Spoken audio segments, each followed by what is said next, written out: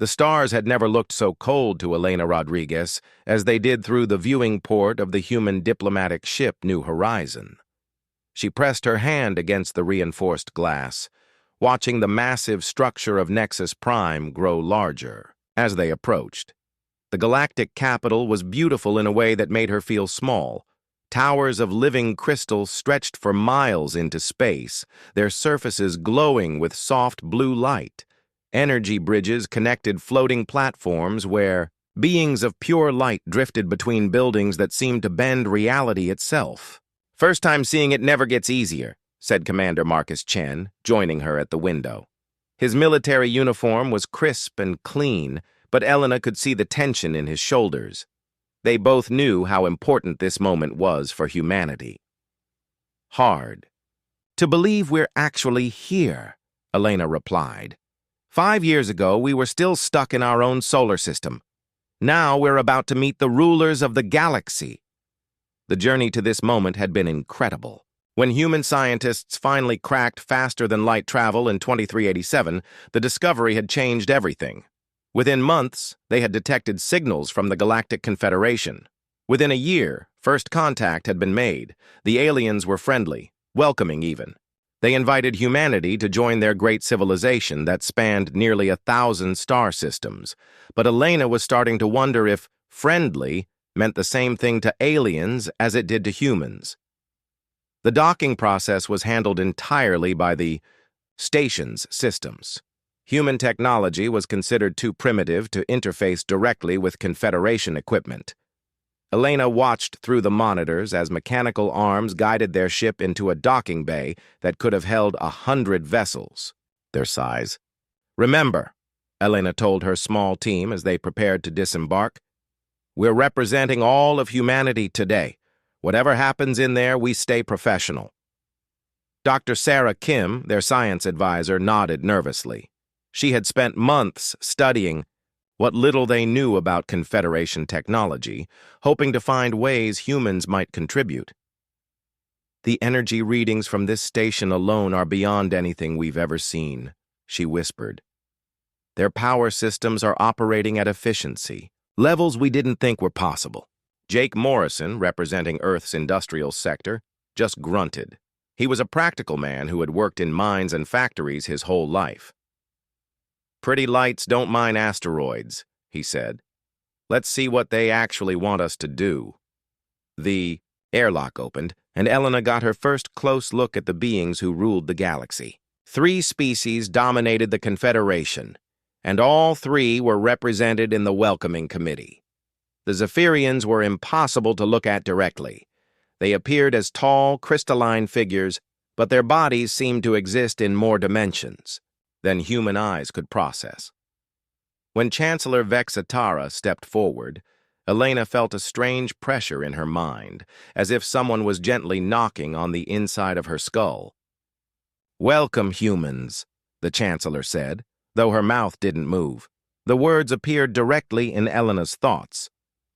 "We have been curious to meet you since first contact." Next to her stood General Kaelthax of the Draxons. He looked like a living constellation, a roughly humanoid shape made of swirling energy and tiny stars. As Elena watched, he casually reached out and touched the metal railing beside him. The steel began to glow and shift, transforming into what looked like flowing liquid before solidifying into an intricate sculpture. "Impressive," said Dr. Yeltar, of the Velcani, though Elena wasn't sure how she knew his name or rank. The 6-armed being looked like a cross between a spider and a praying mantis, but his movements were graceful and precise. "Your species shows remarkable determination to have achieved FTL travel despite your limitations."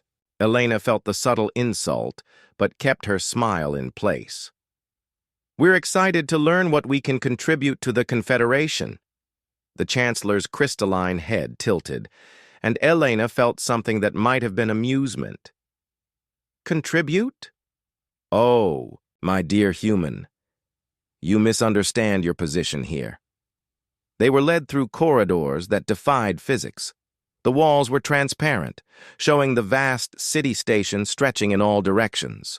Beings of dozens of different species moved through the halls, some walking, others floating, a few that seemed to teleport from one spot to another.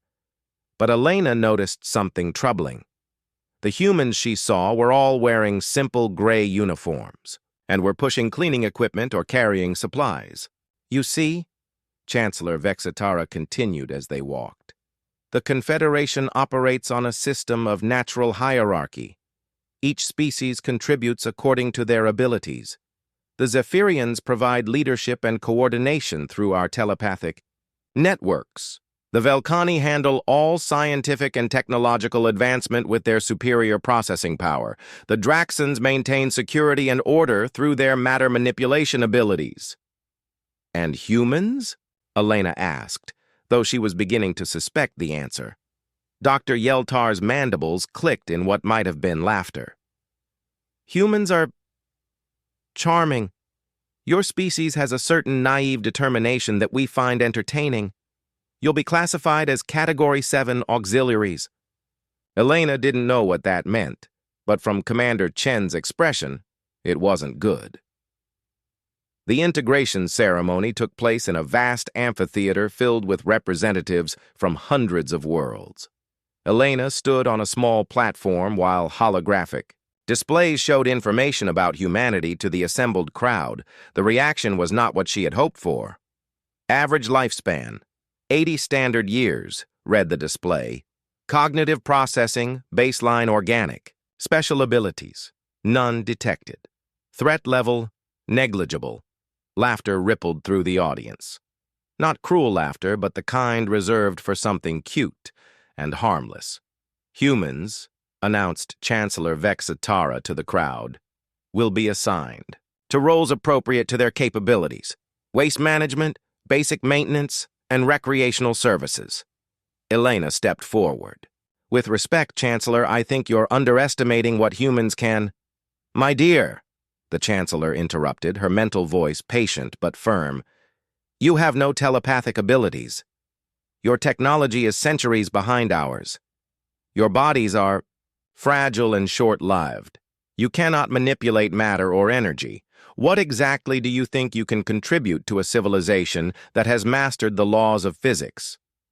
To demonstrate the point, General Kyle Thax gestured toward a massive steel beam in the ceiling. It simply vanished, disintegrated into nothing with a thought. "This is child's play for us," he said. "Your entire species could not accomplish what any Draxan child can do accidentally." Dr. Yeltar added his own demonstration, his 6 arms, moving in a blur as he manipulated a holographic display showing mathematical equations. "This represents a few seconds of basic calculation. Your most advanced computers would require weeks to process the same data." Elena felt her heart sink. Everything they said was true. Humans had no special powers. Their technology was primitive by galactic standards. They lived short lives and had fragile bodies. But something inside her refused to accept that this made them worthless. "We may not have special abilities," she said firmly, "but humans are good at finding solutions. We adapt. We survive. We find solutions?" Chancellor Vextara's amusement was clear even in telepathic communication. "Dear child, we have been solving problems for millions of years. We have technologies you cannot even comprehend. The problems that could challenge beings like us would be impossible for humans to even understand, let alone solve." The ceremony ended with humans being assigned to various stations throughout the Confederation. Dr. Kim would work in waste processing, analyzing garbage to ensure proper disposal.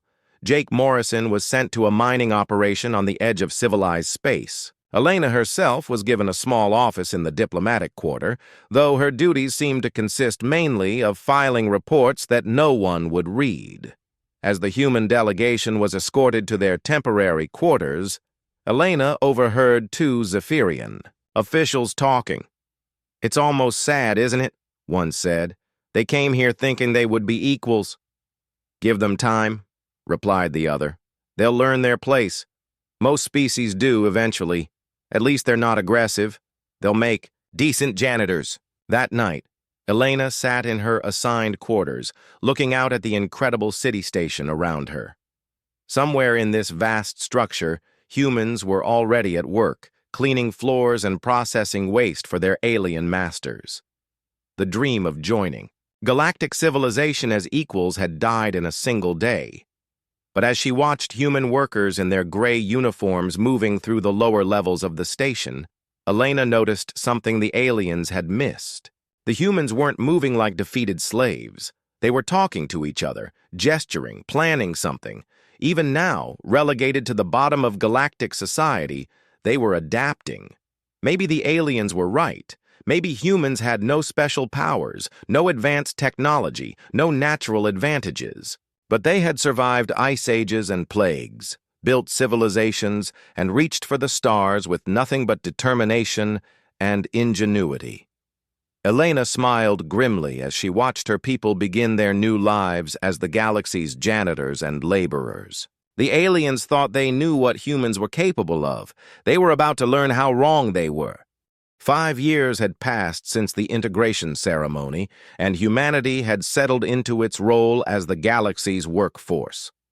On the surface, everything appeared exactly as the Confederation leaders had planned.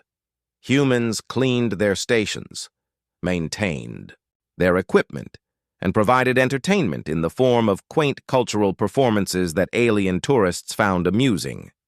But beneath the gray uniforms and menial tasks, something else was happening. Dr. Sarah Kim wiped the sweat from her forehead as she completed another shift in the waste processing center of Station Omega 7. The work was exactly as glamorous as it sounded. Massive conveyor systems brought garbage from across the station to be sorted, recycled, or destroyed. The Velkhani had designed the facility to run automatically, but someone still needed to handle the unusual items that the machines couldn't process. That someone was always human. Sarah had spent the first year feeling sorry for herself. She had been a respected scientist on Earth with degrees in physics and engineering. Now she spent her days elbow-deep in alien garbage. But somewhere during the second year, her scientific curiosity had won over her wounded pride. The Velkhani threw away a lot of interesting things. "Hey, Sarah," called Tom Chen, Marcus's younger brother who had joined the civilian workforce. "Got another pile of broken tech over here. Same weird readings as last week." Sarah nodded, pulling on protective gloves as she approached the discarded equipment. The Velkhani were incredibly advanced, but they were also wasteful. If a device showed even minor malfunctions, they scrapped it and built a new one. To them, this made perfect sense. Why repair something when you could create a superior replacement? In minutes? But Sarah had been studying the discarded technology, and her human brain was starting to notice patterns that the brilliant Velkhani had missed. "Look at this," she said, connecting a simple human scanner to the alien device. "The power coupling is failing because they're trying to force too much energy through it too fast. But if you reduce the flow rate by just 15%, it actually becomes more efficient." Tom frowned. "More efficient? That doesn't make sense. If the Velkhani could make it more efficient, they would have." "That's just it," Sarah said excitedly. "They're so focused on maximum output that they never tested for optimal efficiency. They assume that more power always equals better performance."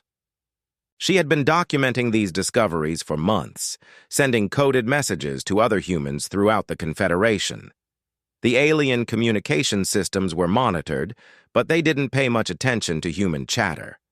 After all, what could humans possibly discuss that would interest the superior species? Thousands of light years away, Jake Morrison was discovering that assumptions could be just as dangerous in mining operations. The asteroid field of Kepler 438 was considered one of the most challenging mining sites in the galaxy. The asteroids were rich in rare minerals, but they were also unstable, constantly shifting and colliding with each other. Traditional mining techniques were nearly impossible to use safely.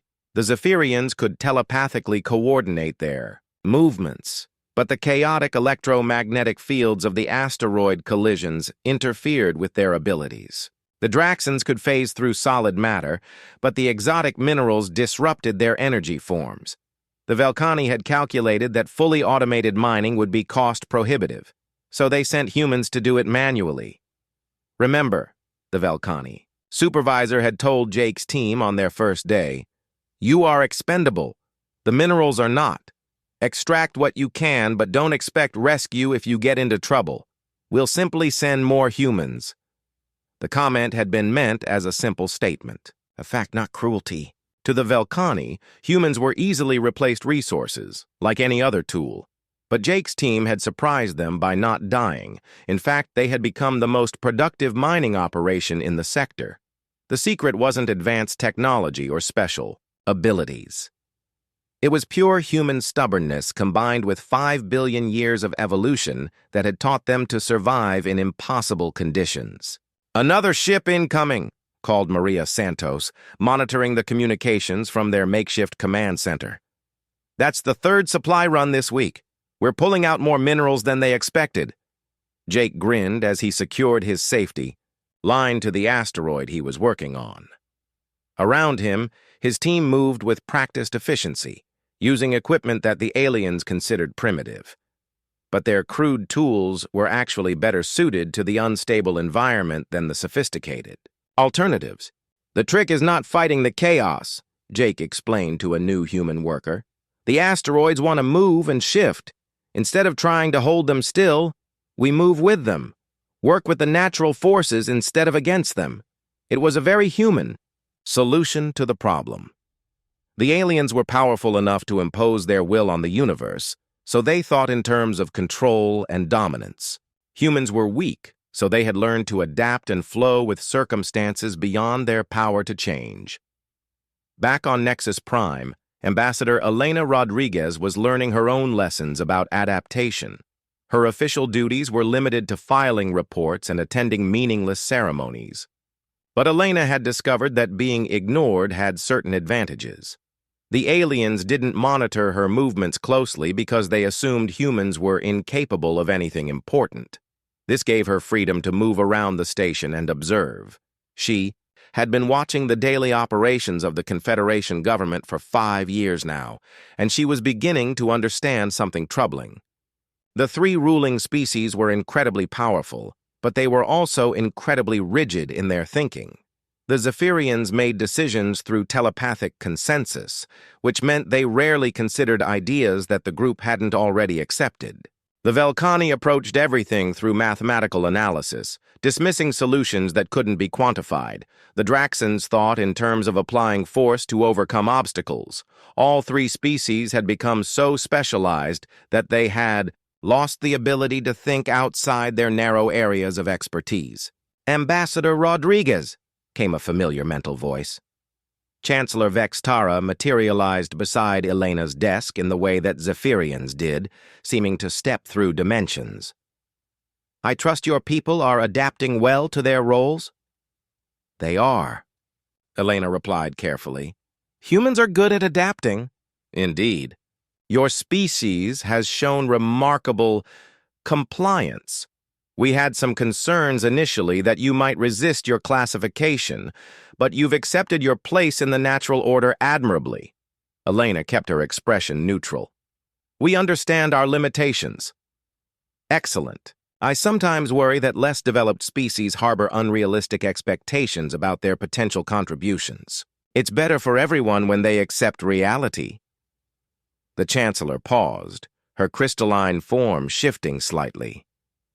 "Though I admit, some of the reports I've received about human performance have been unexpected."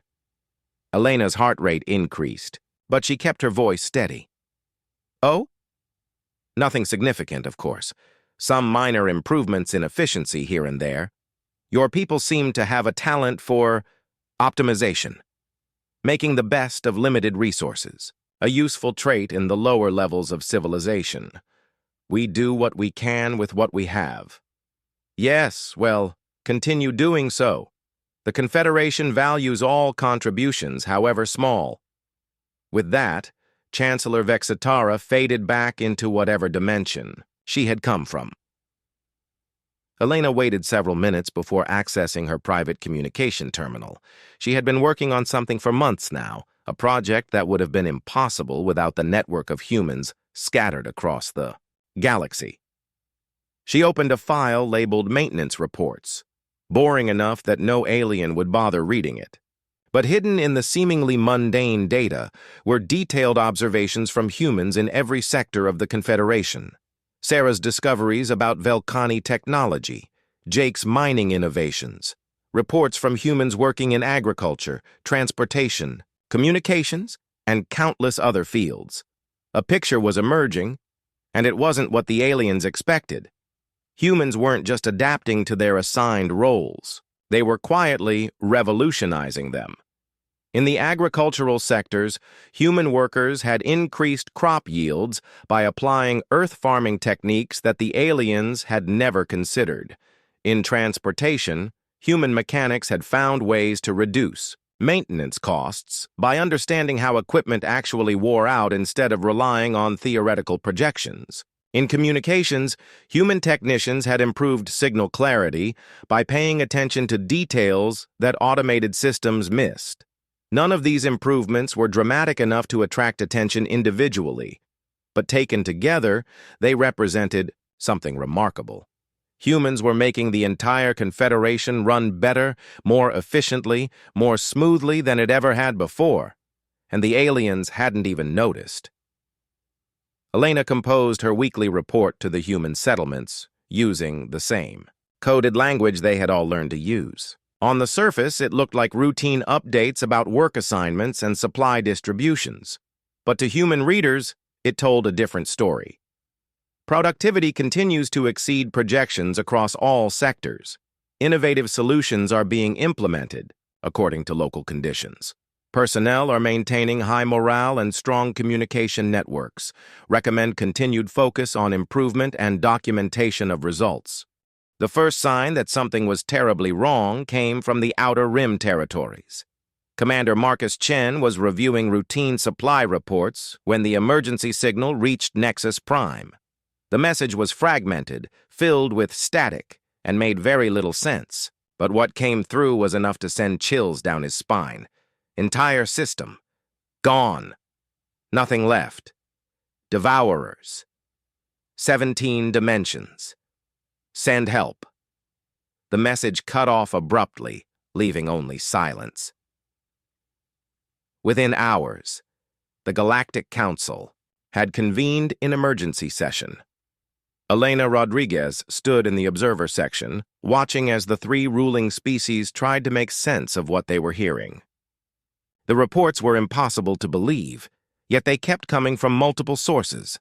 The Andrian system, home to 12 inhabited worlds and over 8 billion beings, had simply vanished. Not destroyed in the conventional sense. There was no debris, no radiation signature, no evidence that the planets had ever existed at all. Space itself seemed to have been eaten, leaving behind a void that hurt to look at directly. The phenomenon appears to be some form of extra-dimensional predator, Dr. Yeltar reported to the assembled council. His 6 arms moved frantically across, holographic displays showing sensor data. Initial analysis suggests entities that exist partially outside normal space-time. We're calling them Void Devourers. Chancellor Vex Tara's crystalline form flickered with agitation. How is this possible? Our sensors detected no approaching threats. The Andrion system had full early warning networks.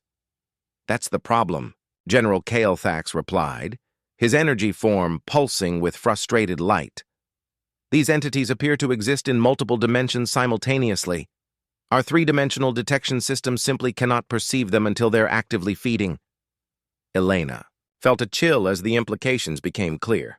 The Confederation's greatest strength, their mastery of advanced technology and physics, meant nothing against an enemy that operated outside the laws they understood.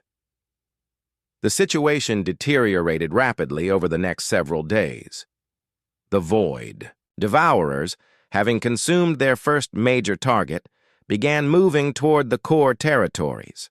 They didn't travel through normal space, instead appearing without warning in populated systems and beginning their terrible work. Dr. Sarah Kim was in the waste processing center when the next attack was reported. The Helios manufacturing complex, a massive industrial station, had been their target. This time there were survivors, beings who had been off station when the attack occurred and returned to find empty space where their home had been. "Was only gone for a few hours," one survivor reported via long-range communication. "When I came back, there was nothing, not even the star. Just a hole in space that my instruments couldn't measure." Sarah had been listening to the broadcasts while she worked, her hands automatically sorting through discarded Velcani equipment. But her mind was focused on the technical data being reported. The Void Devourers left behind energy signatures. That didn't match any known physics. They seemed to absorb not just matter and energy, but the very fabric of space-time itself. Something about the patterns nagged at her, a familiar quality she couldn't quite identify. Meanwhile, Jake Morrison's mining team had received evacuation orders. The asteroid field of Kepler 438 was considered a likely target for the Devourers, and the Confederation wanted all personnel moved to more secure locations. "Secure locations," Jake muttered as he packed his equipment.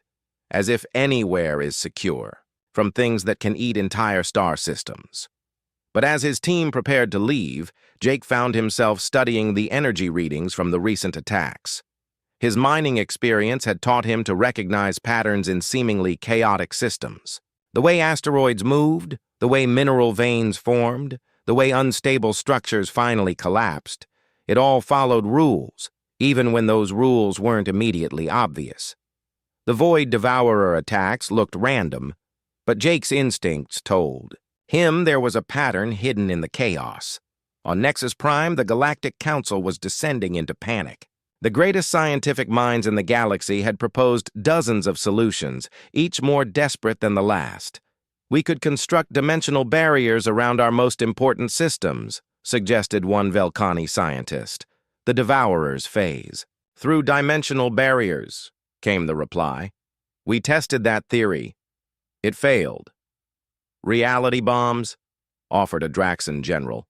"Weapons that destabilize local space-time to prevent the entities from manifesting. They absorb the energy from reality. Bombs. The weapons only make them stronger. Evacuation to parallel dimensions. They follow. We don't know how, but they follow." Elena watched the proceedings with growing alarm. These were beings who could manipulate matter with their thoughts, process information at impossible speeds, and coordinate across vast distances telepathically. They were panicking like children afraid of the dark. But what disturbed her more was their approach to the problem. Every solution they proposed relied on their existing advantages: superior technology, massive power sources, or exotic physics. They couldn't conceive of any other way to fight. When Chancellor Vexitara finally acknowledged Elena's request to address the Council, the reception was predictably dismissive. "I appreciate humanity's concern," the Chancellor said, her mental voice carrying barely concealed irritation. "But this is a crisis beyond your comprehension. The Void Devourers operate in 17 dimensions simultaneously. Your species can barely understand 3-dimensional space." "Perhaps that's exactly why you need our perspective," Elena replied carefully. "Sometimes an outside viewpoint can see things that experts miss." Dr. Yeltar's mandibles clicked with what might have been laughter. "What could humans possibly contribute? You lack the technology to even detect these entities, let alone fight them." "We don't need to detect them if we can predict them," Elena said. The council chamber fell silent. General Kael'thax materialized more solidly, his energy form focusing on Elena with sudden interest. "Explain." Elena took a deep breath. "I've been receiving reports from human workers throughout the Confederation. They've been observing patterns that your instruments might be missing. Small details, inconsistencies in the data. Things that only become visible when you're looking from the bottom up instead of the top down." "Patterns?" Chancellor Vextara's Mental voice carried a note of skepticism. Our most advanced analytical systems have found no patterns in the Devourer attacks. That's because you're looking for patterns in the attacks themselves. But what if the pattern isn't in where they strike, but in how they move? What if there are traces left behind that your instruments can't detect because they're looking in the wrong dimensions? The silence stretched longer this time. Finally, Dr. Yeltar spoke. Even if such patterns existed, what could humans possibly do about it? You have no weapons capable of harming entities that exist in multiple dimensions. Elena met his compound gaze steadily. We don't need to fight them in 17 dimensions. We only need to fight them in the one dimension where they're vulnerable. And that would be reality, the physical universe, the dimension where we excel. The laughter that followed was not kind. General Kael'Thax's energy form pulsed with derision. Humans excel in physical reality? Your species is among the weakest we've ever encountered. You cannot manipulate matter. You cannot process data at superhuman speeds. You cannot even survive in most environments without artificial support. No, Elena agreed calmly. We can't do any of those things. But we can do something else. We can improvise. We can adapt. We can find solutions that don't depend on having superior abilities. Dr. Yeltar's mandibles clicked again. Ambassador Rodriguez, I appreciate your species' eagerness to help, but this is not a problem that can be solved with janitorial skills. Elena felt anger flash through her, but she kept her voice level. Dr. Kim has been analyzing energy signatures left behind by Devourer attacks. She's found patterns that your quantum computers missed because she was looking at them like waste disposal problems instead of 17-dimensional physics. Impossible. Jake Morrison's mining team has identified what they believe are physical anchor points that the Devourers leave behind when they feed. Microscopic traces in normal space that exist only briefly. But they exist. Even if that were true, General Kael'Thax interjected, anchor points would be useless. They would be gone before any weapon could target them. Elena smiled grimly. Not if you know exactly when and where to look. Not if you can calculate firing solutions in your head while everything around you is falling apart. Not if you're used to working with equipment that barely functions in impossible conditions. The council chamber fell silent, except for the soft hum of alien technology. Elena could feel the weight of their attention, the careful analysis of minds far superior to her own. She knew they were looking at her like she was a primitive creature offering to help them solve quantum mechanics with stone tools. But she also knew that somewhere in the galaxy, her people were quietly preparing to prove them wrong. You want our permission to try, Chancellor Vexitara said finally. I want your authorization to coordinate human resources across the Confederation. Give us access to the tactical data, let us analyze the patterns our way, and prepare a response using human methods. And if you fail? Dr. Sarah Kim hadn't slept in 36 hours, but her hands were steady as she connected the final components of her makeshift analyzer. Around her, the waste processing center of Station Omega-7 had been transformed into something that barely resembled its original purpose. Discarded Velcani technology had been stripped down, rebuilt, and combined with human equipment in ways that would have horrified any alien engineer. Are you sure this will work? Asked Tom Chen, monitoring the energy readings from a jury-rigged console that sparked every few minutes. No, Sarah admitted, wiping sweat from her forehead. But I'm sure the conventional approaches won't work. The Void Devourers exist in 17 dimensions, but they have to interact with our reality to consume it. That interaction leaves traces. She had been working around the clock since Ambassador Rodriguez's call had gone out to all humans in the Confederation. The message had been simple. Find the pattern. Find the weakness. Find a way to win. Sarah's breakthrough had come from the most unlikely source, garbage analysis. For 5 years, she had been studying the energy signatures left behind by failed Velcani experiments. The quantum resonance patterns, the dimensional bleed-through effects, the way exotic particles behaved when they were forced to exist in normal space-time. "Look at this," she said, pointing to the readout on her improvised scanner. "When the Devourers feed, they leave behind quantum echoes, tiny distortions in space-time that last for maybe 3 seconds before they fade. The Velcani, instruments can't detect them because they're looking for massive energy signatures. They're missing the microscopic traces." Tom frowned at the data. "Even if you can detect these echoes, what good does it do? The Devourers are already gone by the time they appear." "That's just it. They're not gone. The echoes show the path they took when they retreated back to whatever dimension they came from. And more importantly, they show where they're going next." Sarah pulled up a holographic display showing the pattern of Void Devourer attacks over the past weeks. To most observers, the strikes appeared random, hitting systems across the galaxy with no apparent logic.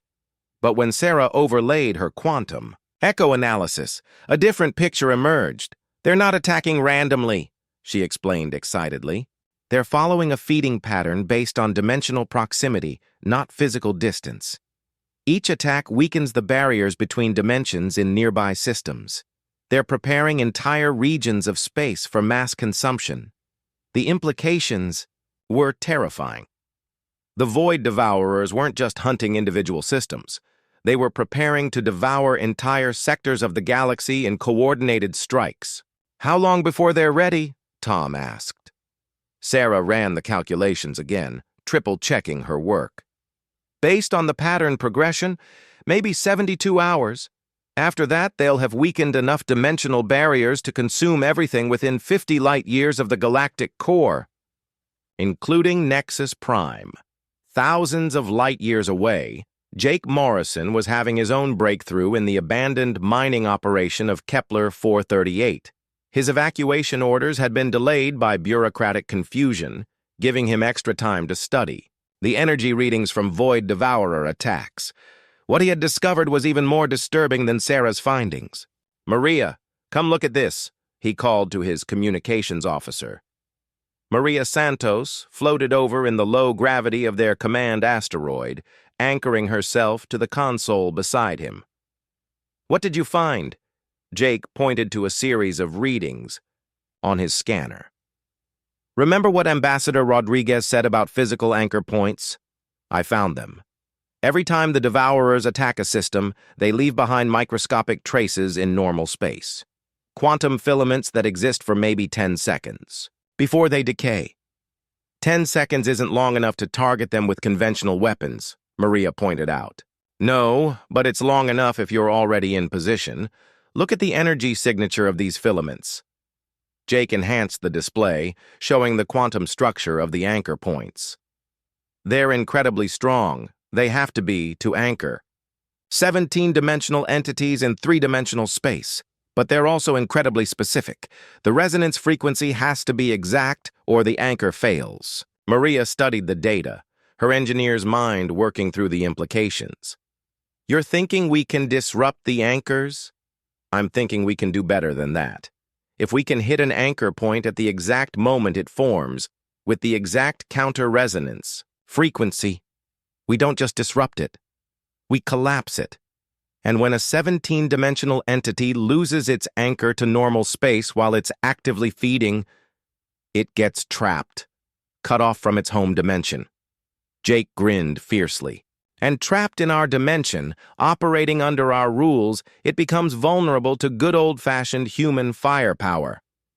The plan was insane by any reasonable standard. It required equipment that barely functioned, calculations that had to be done manually while under fire, and timing that would make a Swiss watchmaker weep. But it was also the only plan that had any chance of working. On Nexus Prime, Elena Rodriguez stood before the assembled human representatives from across the Confederation. There were fewer than 1,000 of them, janitors, miners, technicians, farmers, and other workers who had been quietly pulled from their assignments over the past day. "I won't lie to you," Elena said. looking out at the faces of people who had spent 5 years being told they were worthless. What we're about to attempt has never been done before. The odds against success are astronomical. Most of you will probably die. She paused, letting that sink in. But if we don't try, everyone dies. The Void Devourers aren't going to stop with the Outer Rim territories. They're going to consume the entire galaxy, one system at a time, until there's nothing left but emptiness. A hand went up in the crowd. What exactly are you asking us to do, Ambassador? Elena activated the holographic display behind her, showing the tactical situation as Sarah and Jake had analyzed it. We're going to stop them, not with superior technology or special powers, but with the one thing humans have always been good at: refusing to give up when everyone else says the situation is hopeless. She outlined the plan as Sarah and Jake had developed it. Human teams would be deployed to predetermined coordinates throughout the galaxy, carrying equipment that the aliens considered obsolete junk. When the Void Devourers attacked, the humans would have to manually calculate impossible firing solutions, while their targets existed for less than 10 seconds in normal space. The Confederation will provide transportation and basic supplies, Elena continued, but they won't provide support during the actual battle. As far as they're concerned, we're throwing ourselves away in a futile gesture. We'll be on our own out there. Another voice from the crowd. What makes you think we can hit targets that the most advanced computers in the galaxy can't track? Elena smiled grimly. Because advanced computers try to solve problems logically. They analyze data, run simulations, and calculate optimal solutions. But the Void Devourers aren't a logical problem. They're chaos given form, operating outside the normal rules of physics. She gestured to the crowd. You've spent 5 years working in impossible conditions with equipment that barely functions. You've improvised solutions that the aliens never thought to try. You've adapted to situations that would have killed most species. The Confederation gave you jobs as janitors and laborers because they thought that's all you were good for. Elena's voice grew stronger. They were wrong. They gave us exactly the training we needed to fight this enemy. While they were perfecting their mastery of physics and technology, we were learning to survive in chaos. While they were building better computers, we were getting better at thinking on our feet. A mining foreman named Peterson stood up. So what you're saying is, our weakness is actually our strength?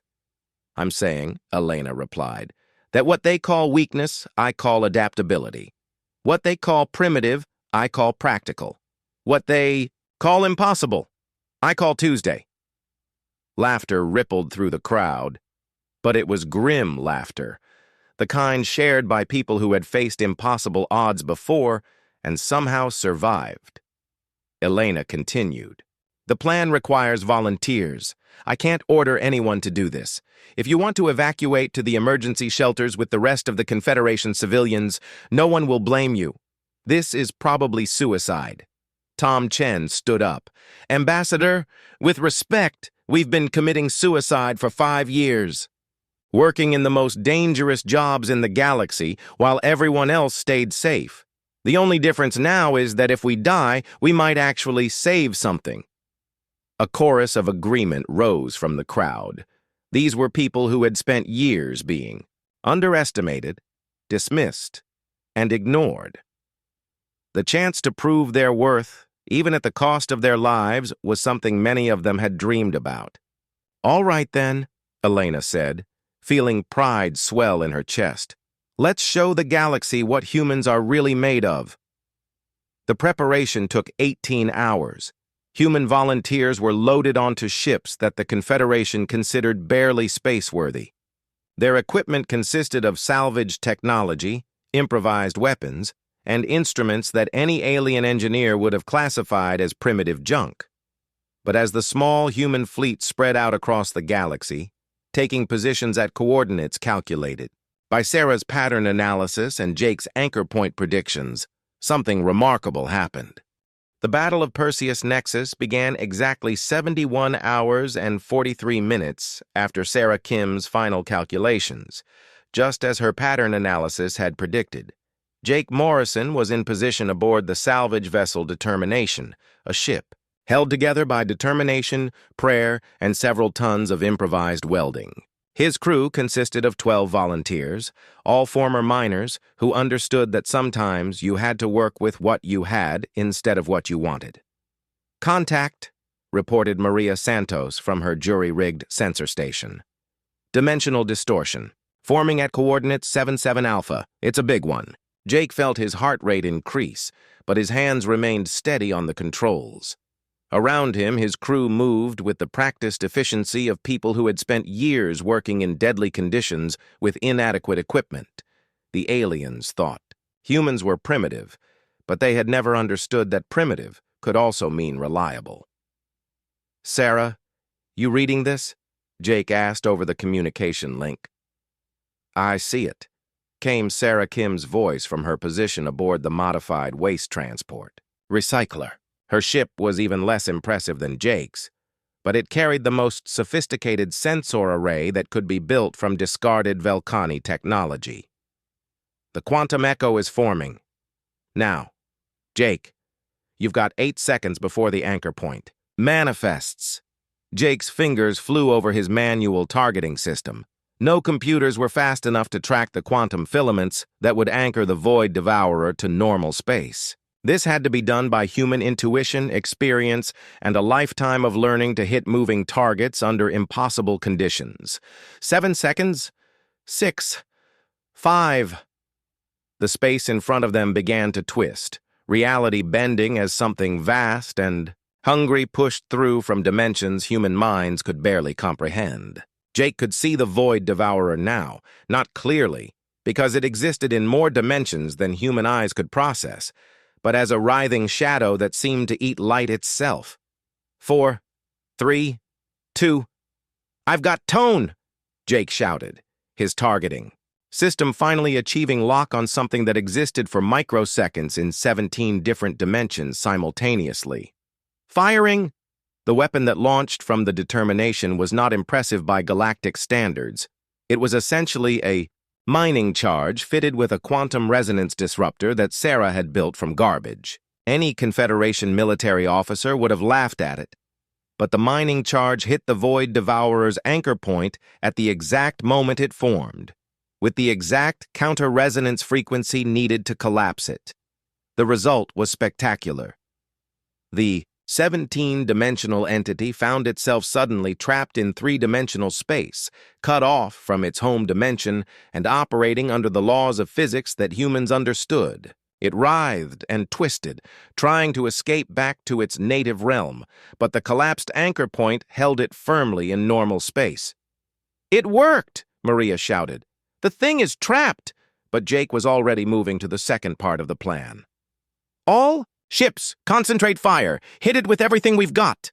The human fleet opened fire with weapons that ranged from modified mining equipment to improvised energy cannons built from spare parts. By Confederation standards, it was a pathetic display of firepower. But the Void Devourer, trapped in 3-dimensional space and vulnerable to conventional weapons for the first time in its existence, began to die. The entity's death scream echoed across 17 dimensions, a sound of pure agony and disbelief that every psychic species in the galaxy could hear. On Nexus Prime, Chancellor Vextara staggered as the mental feedback hit her telepathic senses. What was that?" she gasped. Dr. Yeltar was staring at his instruments in disbelief. "The quantum signature, it's gone. The Void Devourer at Perseus Nexus has been destroyed." Impossible. The humans did it. They actually did it. But the victory at Perseus Nexus was only the beginning. Across the galaxy, human teams were engaging Void Devourers at dozens of locations, using Sarah's pattern predictions and Jake's anchor point targeting to trap the 17-dimensional predators in normal space where they could be killed with conventional weapons. It wasn't easy. Many of the human ships were destroyed before they could complete their targeting runs. Entire crews died when Void Devourers managed to feed before their anchor points could be disrupted. But for every human ship that was lost, another Void Devourer died. Elena Rodriguez watched the tactical display from the command center on Nexus Prime, her heart breaking every time a human ship's signal went dark. These were people she knew, people who had volunteered to die so that the galaxy might live, but they were winning. Against all odds, against an enemy that the most advanced civilizations in the galaxy couldn't defeat. Humans were winning. How? General Kael'thas's energy form flickered with confusion and something that might have been respect. How are they doing this? Our most powerful weapons were useless against these entities. Elena turned to face the assembled alien leadership. Because you tried to fight them on their terms. You tried to match their power with superior power, their technology with advanced technology.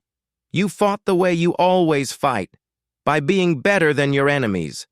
And humans? Humans fight the way we always fight, by being more stubborn than our enemies, by refusing to accept that something is impossible, by finding ways to win that don't depend on being stronger or smarter or more advanced. Chancellor Vex Tara's crystalline form shifted as she processed this. You turned their strength into weakness. We turned our weakness into strength. The Void Devourers were used to fighting advanced civilizations with predictable tactics and logical strategies. They had no defense against humans with improvised weapons and crazy plans. Dr. Yeltar was studying the tactical data flowing in from across the galaxy. The quantum resonance frequencies your Dr. Kim discovered, our computers, couldn't calculate them because they're not based on mathematical precision. They're based on intuition? Elena smiled grimly. Based on 5 years of humans figuring out how alien technology really works instead of how it's supposed to work. Sarah didn't calculate those frequencies. She felt them. Jake didn't compute. His targeting solutions, he guessed them. And they were right because sometimes experience and instinct are better than logic and calculation. The battle raged for 6 hours. When it was over, 47 human ships had been destroyed and over 300 volunteers were dead. But every single Void Devourer in the galaxy had been eliminated. The entities that had consumed entire star systems, that had threatened to devour all of galactic civilization, had been stopped by a species that the Confederation had classified as barely intelligent enough to operate waste disposal systems. In the aftermath, as rescue ships searched for survivors and the galaxy tried to comprehend what had happened, Elena Rodriguez found herself standing before the Galactic Council once again. But this time, the 3 ruling species were not looking down at her from positions of superiority. Chancellor Vex Tara knelt. It was a gesture no Zephyrian had ever made to another species, a sign of respect and recognition that went against every tradition of their civilization. But as her crystalline form bent before the human ambassador, the entire council chamber fell silent. "We were wrong," the Chancellor said, her telepathic voice carrying emotions that Elena had never heard from her before. "About everything. About your species, about your capabilities, about your place in this galaxy." General Kael'thas's energy form solidified into a more human-like shape as he too knelt. "You saved us all, saved the entire galaxy, and we called you useless." Dr. Yeltar's 6 arms folded in a gesture of submission. "Our greatest minds, our most advanced technology, our superior abilities, all useless against an enemy that you defeated with primitive equipment and refuse-derived weapons." Elena looked down at the 3 beings who had spent 5 years treating humanity like a barely tolerated species of janitors and laborers. She felt no satisfaction in their humiliation, only sadness for the years that had been wasted.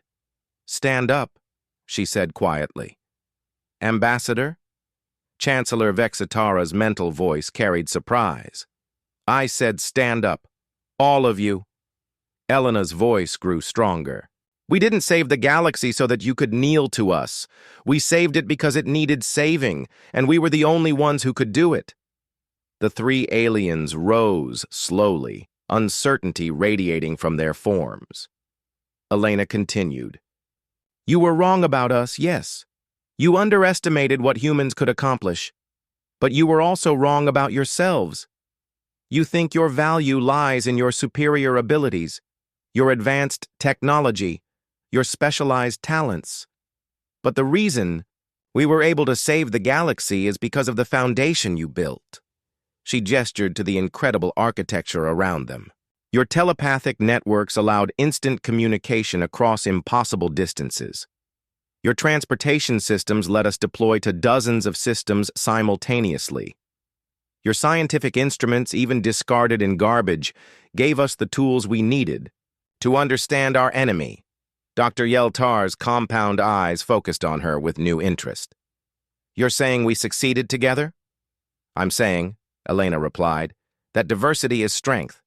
You built a civilization based on the idea that some species are superior to others, that natural hierarchy determines worth.